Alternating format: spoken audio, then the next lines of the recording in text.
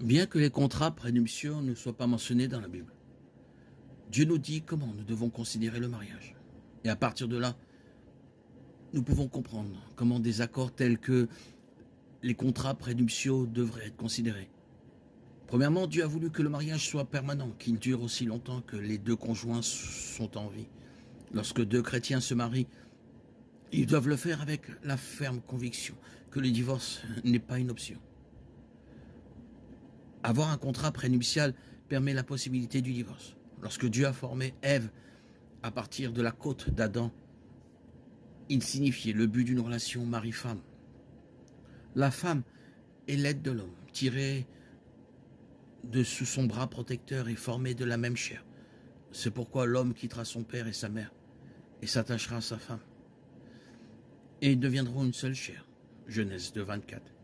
Évidemment, être une seule chair signifie qu'un mari et sa femme ne devraient même pas envisager de se séparer.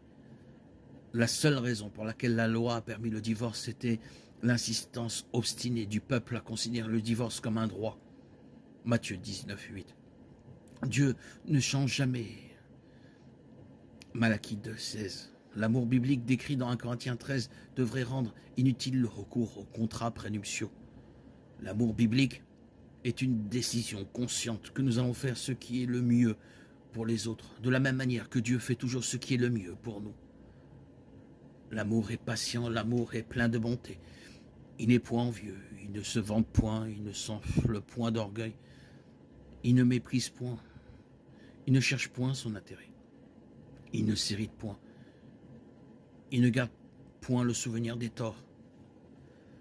L'amour ne prend pas plaisir au mal, mais il se réjouit de la vérité, il protège toujours, il a toujours confiance, il espère toujours, il persévère toujours. 1 Corinthiens 13, 4, 7. En tant que chrétiens, nous devrions être caractérisés par ce genre d'amour, en particulier dans le cadre d'un mariage chrétien. Si l'amour demeure en toutes circonstances, alors les contrats prénuptiaux ne sont pas nécessaires.